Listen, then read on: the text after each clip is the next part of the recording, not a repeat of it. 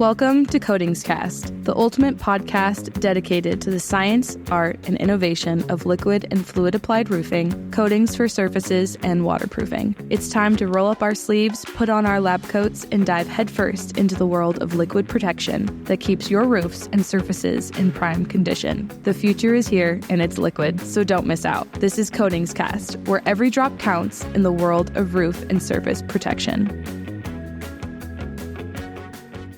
Hello, everyone. My name is Megan Ellsworth here at CoatingsCoffeeShop.com. I am back for a CoatingsCast podcast all about innovations in coatings, surface protection, and liquid and fluid applied roofing. I'm so excited to be chatting with my friends here at AkzoNobel, Amanda and Brad. So hello, friends. How are you? Hello. We're well. Thank you. Hey, we're good. Yay, glad to hear it. Thanks for having us. Yeah, absolutely. Glad to have you here. Amanda, let's just dive right in and have you introduce yourself, and then we'll hear a little bit from Brad. Sure. Yeah, thanks, Megan. I'm Amanda Patterline. I'm the commercial marketing manager for our North America Coil and Extrusions business unit. I joined AkzoNobel almost exactly a year ago. I have a background in chemistry and have done a lot of work in product development for coatings in industrial and automotive applications before moving to sales and then product management and ultimately marketing. Awesome. That's great. Brad, who are you? Tell us about you. Yeah, of course. And I have to. I can't go without saying this past year with Amanda coming on board, we've definitely realized some significant improvements with her being on board. So we love having Amanda. I'm Brad Shreve. I've been with AkzoNobel for almost 9 years now. I have 25 years R&D experience. My background's polymer engineering. So I started my career in rubber and sort of meandered my way into resins and adhesives, which got me into coatings, which I never really gave much thought about until I sort of stumbled in coatings and really just fell in love with it. So the majority of my career has been in coatings on the R&D side. And about 2.5 years ago, I moved to the commercial side. So I'm a technical support person, I guess you could say, on the commercial side. I handle technical projects. I manage our weathering program, our warranties, field claims, and I'm lucky enough to get to do educational content like this. Oh, that's great. Yeah.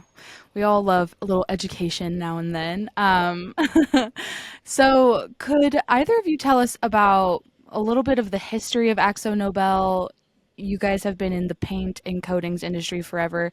How does that pertain to the roofing industry? Yeah, so I can kind of share our history and maybe Brad will share more on our resins and product history. So our coil coatings business unit was founded in 1888 under predecessor Hanna Wow. Paints. So we've been in the coil coatings industry for obviously many years, and through a series of acquisitions, we grew, and in 1994 we merged with Nobel to become what we're known as today, AkzoNobel, as it pertains to the coil coatings industry and in turn metal roofing. In 2015, we opened our LEED certified R&D center in Strongsville, Ohio. This was really to support the growth and new product development of our metal coatings business unit. We manufacture our paints out of Columbus, Ohio, and Garcia, Mexico. We also have a plant in Huron, Ohio that supports our coil coatings business unit. So with that, we have kind of really grown in the U.S. as well as globally. We've supported many projects, monumental, commercial, agriculture, and residential, for the metal buildings systems and metal roofing. So some examples of more recent projects with our Trinar technology, our monumental buildings in China like the Bund Finance Center and Morpheus Hotel, and then you could even find us in the U.S. on buildings like the OSU Research Center. Wow. So we have obviously a very long history in North America, but it's been cool to see kind of our regional growth and then global reach with our technologies. Yeah, absolutely. Brad, I don't know if you want to share a bit more specifically on the product side. Yeah, absolutely. So, as Amanda said so well, we have a deep history in paints and coatings, and kind of coming closer to our market and metal buildings and metal roofing. We've been around for a really long time, and really have basically followed the emergence of the metal market in the Americas, especially now metal roofing. And so AkzoNobel is a leader in metal coatings for metal roofing. Our main brands for that market would be Trinar, Ceramistar, and Polydur, and each one of those comes with its own set of unique characteristics, and known durability and longevity on the given structure.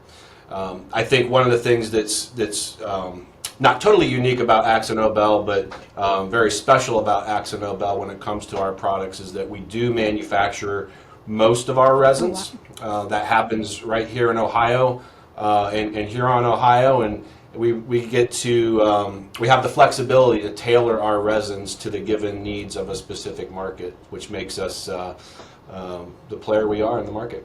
Yeah, makes you flexible. Absolutely. Could you provide a little overview of the performance or importance of paint performance in metal roofing specifically? So if I just kind of walk us through, these our coil coatings are factory applied finishes. So when we think about paint performance, we're including the entire kind of value chain. So talking about paint performance, we look at ease of application on the coil coating line. That will yield consistent color, consistent gloss, and a uniform appearance. So that's going to translate to high quality off the line and then support smoother fabrication and install for a uniform finished, roofing system. We do a lot of performance testing such as T-bend, adhesion, scratch resistance to translate to hassle-free transport, improved kind of flexibility in your roll forming and slitting processes, so that way you have a robust system to enable kind of the start of installation. I think the finished product, I'd let our expert Brad talk about that frontline protection, how we test for weathering and yield a great system to allow for the longevity of a metal roofing system. Yeah, without a doubt. So paint performance is critical in a quality roof system, metal roof system, and I can't go any further without saying protection, protection, protection. Right? I mean, it is the paint is the first thing our eyes see. It's generally what the customer cares about the most, how it looks, and they are beautiful, but these coatings were developed to protect metal, right? We know how metal behaves in certain atmospheres, so we're protecting the metal, which is then in turn protecting that roof and protecting that structure underneath the roof. So far and away, protection is key. And then we get into the paint performance when it comes to in-service conditions, right? So not all paints are created equally, and so depending on the paint chemistry is going to dictate how it performed in a certain environment. And beyond that, these paints all have different attributes when it comes to physical durability. So it's very important to consider this when it comes to the manufacture of that structure and of the roof panels itself. We are unique in the sense in the coil coating world to make roof panels.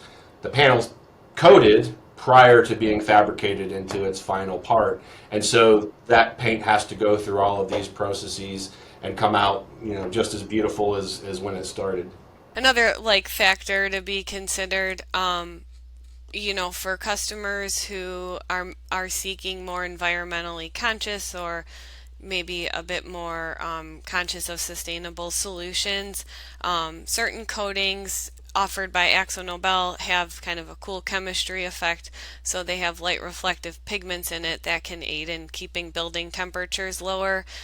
So that's something that maybe doesn't always come to mind when selecting coatings for metal roofing, but they can in fact help with keeping building temps down and in turn less energy intensive consumption of the building itself. So Cool Roof Ratings Council is always something to check out for more information on that. Yeah, we love the Roof Rating Council. They're great. They're based out of Oregon too. And kind of that was such a great point, Amanda. Going off of that, what other factors should people be considering when they're selecting paint for their metal roof, when they're looking at long-term performance? So yeah, if we're talking about long-term performance, really there's a lot of factors that need to be considered. We're talking about decades in service, warranties up to 40 or so years. So there are a lot of considerations when we think of the chemical technology all the way to the final system, the whole coil, the metal panel system. So I think first and foremost is the reputation, right? The reputation of that coating. There are many coating companies out there, and you're not, bound to use one specific coatings company. Our consumers have a choice, and the information is out there to understand the reputation and the service life of the different manufacturers. Beyond that, then it would really come down to the owners, the building owners' needs, their desired needs, and the in-service conditions of where this is going to be, right? So these products do perform differently on a regional basis. So whether we're in hot, humid, sunny South Florida, or maybe not so hot, Midwest, northern Midwest, these factors make a big difference when it comes to selecting the right coating for a given structure.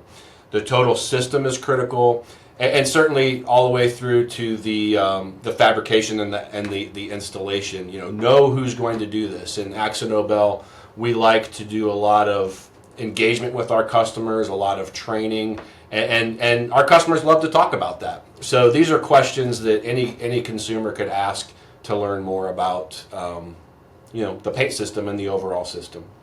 Yeah, totally. Going exactly off of that, how do different environmental conditions affect the performance and durability of these metal roof paints and coatings? Yeah, so obviously more, when you consider coastal environments, they could potentially yield a more corrosive environment. So substrate selection with pretreatment and paint system will be critical. We do accelerated salt fog testing as well as seaside weathering, and have a pretty extensive global weathering program in South Florida to help us sort of predict and monitor how our coatings stand up to harsher conditions over time. So, when considering that, along with substrate selection, ensuring, there's not dissimilar metals touching at point of install, you can yield a very robust system that will stand up to harsh UV conditions, harsh moist conditions that could cause corrosion or cause chalk and fade of color. But if you have that robust system established, especially in a coastal environment where you use something like a PVDF system like our Trinar, you're going to have good color and gloss retention. Right substrate, primer, top coat system will yield corrosion resistance. So while those are concerns, the quality of your system should stave off some of those damaging environmental effects. Yep. It's always this total system mindset, right? I mean, we make the paint and we're proud of the quality of the paint we make, but we have no control over the rest of that system, the pre-treatment, the metal substrate, how it's applied. Yeah. So it is always this total system mentality. But in large, when it comes to environmental effects, we have UV radiation from the sun, we have heat, we have moisture in the form of humidity, but also rain, we have winds, biological effects, and all of this comes together in a complicated soup of weathering, right, if you will, that will attack and have its effects on any given substance. So we have a very extensive weathering program. We do a lot of natural weathering in a variety of regions to really understand how our products perform in these regions for any given technology. So AkzoNobel has three main technologies. Trinar, that is our PVDF, polyvinylidene difluoride resin-based coating. And so PVDF would be considered the best when we're talking about roof coatings. It is transparent to UV radiation, and UV radiation, heat aside, has a significant degradation effect when it comes to initiating chemical reactions for the degradation of a material. So we have the best, and then in the better would be our Ceramistar 1050 silicone modified polyester. It has great properties all the way around, but it is not completely transparent to UV radiation. So we may see a little more, a slight bit more chalking or fading compared to a PVDF. And then if we go down to the good, which is our Polydur 1000 system, it is a straight polyester. There's no silicone moieties in this, and so it's a very good performer. It's not going to last as long as, say, Ceramistar or Trinar when it comes to UV radiation. But this goes back to the earlier questions of understanding where these products are going to be placed in service, right? Yeah. If it's going to be a really dark, cold atmosphere, you probably don't need the Trinar to perform as long as desired. So we have UV, we have heat. Heat is energy, a different form of energy that has chemical reactions continue, right? And it's related to the rate of the chemical reaction. So a hotter environment, we're going to have chemical reactions of degradation happening quicker than a colder environment. And then we have moisture, and that comes together with UV and heat, and moisture offers a lot of the mobility. We think of paint as this dry film, and yes, it is a dry film, but there's a lot of molecular movement going on and a lot of chemical interactions going on, and so the moisture can aid in the mobility.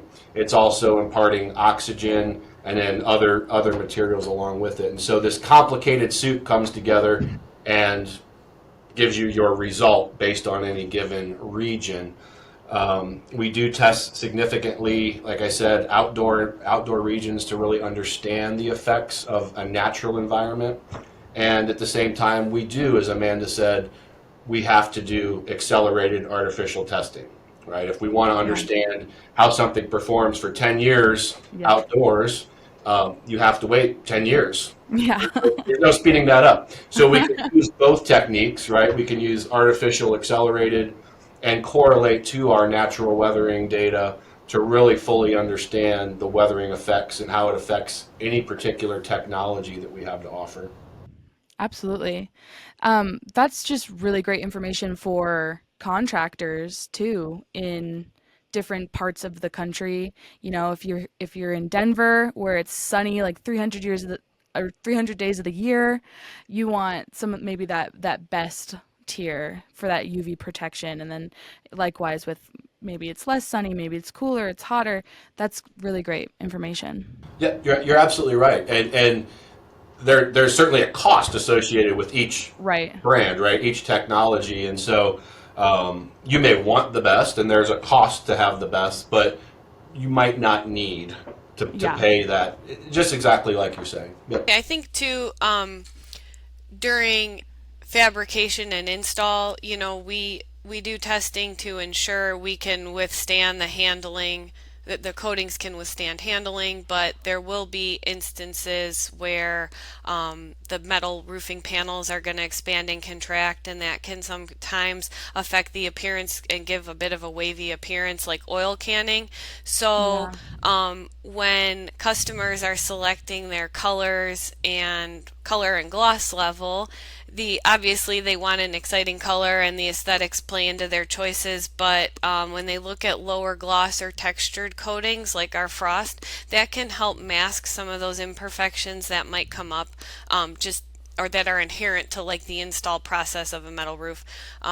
So it's kind of cool. I think, our most popular frost product, it's a little lower gloss and texture, can also help with some, it almost opens up a bit the process window for install and can sometimes help mask some imperfections in installation. And of course, nicks or scratches that come up during installation, we should take care of those immediately while we test to make sure we have good scratch and mar resistance. It does happen, so you want to make sure it's not down to substrate layer, or you'll have to really mitigate that scratch to prevent corrosion. So just ensuring that contractors and installers have a good care and maintenance plan, or have a good sort of like damage plan in place for when touch up is needed is also important. Absolutely. What kind of, I mean, you've led that question beautifully. What are some other common issues that can arise with paint on metal roofs, and how can they be mitigated through AkzoNobel's products? So as I mentioned, we do test for scratch and mar. Hopefully contractors aren't totally high traffic walking on the roof, but it does happen. So we develop coatings that will stand up to installation and fabrication damages that could occur, but of course it's still going to happen. You're using sharp tools, whatever. So if that does happen, we have touch-up care and maintenance programs that we can guide our customers on implementing. I think Brad has better insight into recommended regular maintenance of roofing to help with some of the other like kind of common issues, or to stave off common issues that could occur. Yeah. So well put, Amanda. And really, we to reiterate again, we love this teamwork approach, right? The Yeah. engagement with our customers and our customers to train and understand the full product, how to use it, how to handle it, what it can withstand when it comes to handling. So without a doubt, we all play a role in this, right? We make the paint, a coater coats the paint, another company cuts it, and another company forms it, and another company installs it, and everyone's handling this paint all along the way. So we share a role in that part when it comes to a failure and trying to mitigate a failure. So understanding how to handle it is certainly important. But going back to the paint and the paint technology point of this, which is obviously where we stand, the common issues when it comes to a metal roof are generally film integrity, right? Is the paint going to stay where it was intended to stay? Is it going to stick there for the long term? Fade, right? We are doing beautiful colors. We want the colors to fade as little as possible. Chalking is an indication of the resin binder breaking down over time, and it does, kind of on a microscopic level, powders up, and you get a little bit of a chalky surface. But then we also have things that are a little less in control of the coatings technology, and we're thinking about dirt, right? Biological buildup. As Amanda said earlier, dissimilar metals, all of these other things that can affect the quality of the overall product, and certainly the beautiful coating that everyone's seeing. Absolutely. And moss, if you're in the Pacific Northwest, that's huge. Absolutely. Absolutely. So one thing I'd like to point out, just there are regional biological things, okay? Yeah. And so oftentimes people say, that moldy roof. Yeah. And it might not be mold, right? And it could be algae, as you said, it could be moss, it could be other things. There's actually a whiskey fungus. It's a fungus that grows near whiskey distilleries, right? There's yeast in the air. So it's a very regional sort of thing. And you have to understand what it is so you can clean it properly. And so, for example, in South Florida, everyone just says it's mold or mildew, but it's actually algae, right? It's an algae that grows, and it's dark, and algae is a plant, so it's photosynthesizing, and it's just thriving on this, facing the sun, right? So just a little, when it comes to something that's very common, which is a dirty roof, we do have a care and maintenance guide, and we recommend certain cleaning procedures. Certainly understand what that dirty look might be to be able to address it better. yeah, definitely. So let's get into that, the care and maintenance, and mainly how do warranties play a role when customers, contractors, homeowners are selecting the paint they want to use in their performance? Yeah, they do. They play a significant role. Certainly, there's with and without a warranty, right? That's the key one right there. You either are or are not covered with a warranty, and there's Yeah. a certain level of satisfaction knowing that you have some coverage with this product.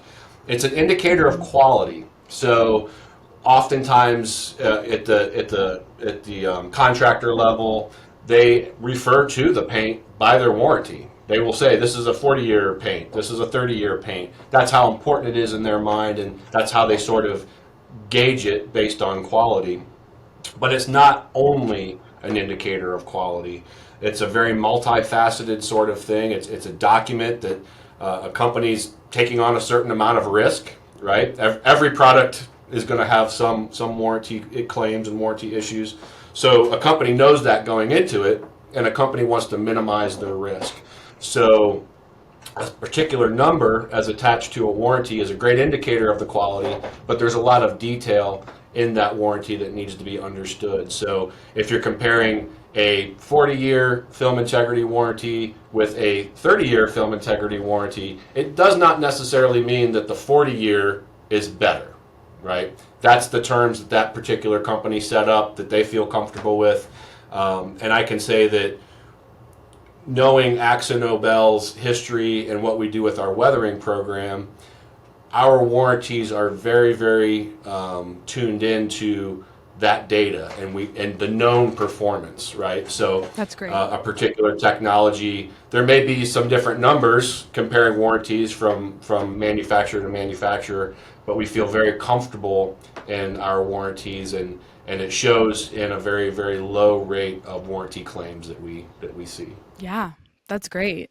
Um, can you kind of get into a little bit more detail of like typical terms and coverage of paint warranties for these metal roofs? Yep, absolutely. So I think kind of high level down, we have a vertical installation or a non-vertical, right? So vertical or non-vertical, and that certainly an exterior is going to dictate how much UV radiation, Right. especially, is received. So there is generally a warranty term for a vertical versus a non-vertical. So that's one thing to Okay. keep in mind. And then as we go down, generally in the paint in the metal the paint for metal roofing, it comes to film integrity, color fade, and chalk resistance. And each one of those parameters has a rating based on a given test that's done for that particular parameter. And then that rating is assigned a duration. So, for example, a color fade, there might be a maximum color fade of a delta E of 7, right? So it cannot change beyond 7 units over a given period of time, maybe 30, 35 years. Okay. And we do the same thing for film integrity and chalk resistance. Um, Warranties have a lot of detail to them. So there's also exclusions, right? What is not covered in a warranty, and it's important for a customer to understand that. We do, I wouldn't say regularly, but we certainly get inquiries for warranty claims on things that are just not associated with the paint performance, but customers might assume that it is. And then there's remedies, right? So if a company is going to honor their warranty, what is the remedy? What are they going to do for the customer? Generally, there's a cash offer. We may offer to repaint or maybe completely replace that roof or sidewall if necessary. Okay. That's great. Well, thank you both so much for sharing your knowledge with us today. This has been fabulous. It's a pleasure. Thanks for having us. Thank you for having us, Megan. Yeah, Yeah. we like we like talking paint. Yay! I love talking paint too. Well, is there anything else you'd like the public out there to know about AkzoNobel and your wonderful products before we leave? Yeah. Brad talked a lot about warranty. I think it's definitely worth checking out what we've done with our Ceramistar Select warranty. We feel so confident in Ceramistar's performance that we have some great kind of offerings there with our warranty, a limited lifetime transferable warranties offered with the Select program. You also can talk with us about our no coastal setbacks. We don't have any verbiage around our coatings with where they are in regards to the coast. So if anyone is interested in learning more, they could go to our website and just contact us and talk with one of our AkzoNobel team members, or just give us a follow on LinkedIn and Facebook. Reach out to me or Brad for more info, and follow along for more tips and insights on our Facebook and LinkedIn pages. Yeah, that's awesome. You can also go to CoatingsCoffeeShop.com. AkzoNobel has a directory where you can find all of those amazing warranties and great information there as well. All of this will be linked in the show notes down below. So go check them out and say hi to Amanda and Brad on LinkedIn. Thank you both so much. This has been really informational and educational, and I've had a great time. Well, thank you. It's a pleasure. Yeah, as Amanda said, we love paint. We love talking about paint. So don't ever hesitate to contact us. Yep. Absolutely. Thank you so much, everyone out there listening. This has been a CoatingsCast, and we will see you next time on CoatingsCoffeeShop.com. Thanks for joining us on this coating adventure. Stay tuned for more episodes, and in the meantime, be sure to follow us on social media to stay updated with all things roof coatings. Until next time, stay coated. For more information, go to CoatingsCoffeeShop.com.